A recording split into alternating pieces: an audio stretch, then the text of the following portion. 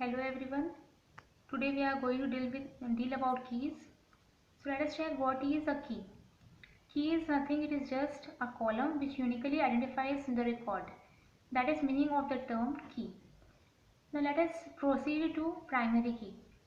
Let us check what is a primary key. Again, primary key exactly means the same. That means in a table, suppose there is a column which uniquely identifies a record. That is termed as a primary key. Just take an example.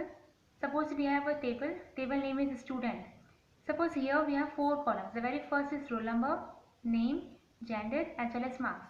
So if anyone is going to ask you that out of these four columns which will be a key, so no doubt it will be the roll number column, because roll number of every students will be unique, right? So here roll number is termed as a primary key. Take another example. Suppose we have a table and table is employee. So if anyone is going to ask you that in employee table which will be considered as the primary key. So we all know if employees are working in an office, so there will be they will be provided their IDs, right? So their IDs will be considered as the primary key. So I think primary key meaning is clear to you all. Next key is candidate key. So candidate key is what? Simply candidate key in simple terms means what? If suppose in a table if there are more than one column which uniquely identifies a record, so that more than one column will be termed as a candidate key. Clear? Just check the highlighted portion. Definition will be a candidate key is an attribute. Attribute means a column that uniquely identifies a row. That means suppose if in a table there is an attribute or more than one attribute, so if they are uniquely identifies a record, they will be termed as a candidate key. Okay. See here, next point is given, a primary key is one of the candidate key. Okay, a primary key no doubt will be one of the candidate key. A table may have more than one candidate keys, but definitely has one and only one primary key. I think this meaning is clear to you all, that more than one keys are there, so they will be considered, they will be termed as a candidate key. And in a table there will be just one and only one primary key. Just have a look onto this example.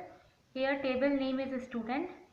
Find the columns. They are admission number, roll number, name, class, section as well as dues. So see here we can find admission number as well as roll number. They both uniquely identifies the record. So they both are what? They both are keys, and even they both can uniquely identify the record. So more than one key is there. So they will be considered as what? They will be considered as the candidate key. So in this table, admission number and roll number will be considered as the candidate key. Clear? Next definition is alternate key. Alternate key is what? Only one of the candidate key is selected as primary key of a table. Only one of the candidate key is selected as a primary key of a table. So all other candidate keys are called alternate key. That means right now we have read that in a table there can be more than one candidate key, but there can be just one and only one primary key, right? So if more than one candidate keys are there, so if I am saying one can be considered as primary key, so the left key will be termed as what? The left key will be termed as the alternate key. So that what definition is written here. Only one of the candidate key is selected as primary key. So all other key which is apart from candidate key is termed as an alternate key. Again same example. Suppose here admission number is there. So if I am considering this admission number as a primary key, so I am left with roll number. So this roll number will be what? This roll number will be the primary key. Likewise, if I am considering this roll number as the primary key of the student table, so I am left with admission number. So this will be alternate key of this table. I hope these definitions are clear to you all. Now we are left with foreign key that we are going to deal afterwards. Let us check what is RDBMS, that is Relational Database Management System. So this is again a software. What this software will do, as the name suggests, it is relational database. So this simply is going to manipulate relational databases, and I think we all know what a relational database is. So the software which is used to manipulate relational databases is known as RDBMS. A very popular example even which we make use of is MySQL, right? So let us check what is this MySQL, what are its features. MySQL is what? It is a RDBMS. MySQL is an RDBMS, that is Relational Database Management System.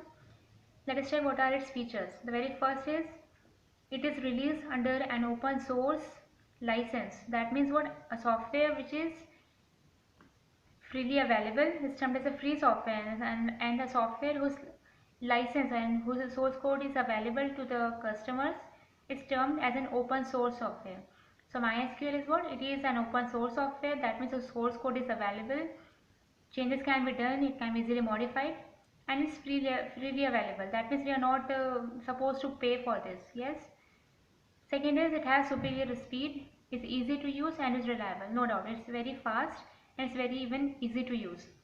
Next is it uses a standard form of the well-known ANSI SQL standard. Standard means what? Simply a set of rules which are to be followed. So MySQL, what? MySQL uses this ANSI SQL standard.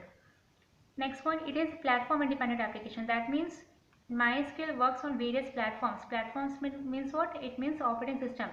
Like it can work easily on Windows, Unix, irrespective of the languages which we use. That is like Java, or suppose we are using PHP. So MySQL is simply platform independent. Simply works on various operating system. Last point is it's easy to install. No doubt, it's very easy to install and even can handle large data sets. So MySQL is very easy to install. This is all about MySQL. Okay, I hope this definitions are clear to you all. In the next class, we are going to deal about the queries, right? As well as we are going to deal the examples of this statements. So I just wish you all should come prepared with the statements, and please take this seriously. Don't consider me to give this notes to you all. I hope class 11 copy is there with you. Till the time school reopen, just prepare your MySQL notes from your class 11 copy. Okay, thank you.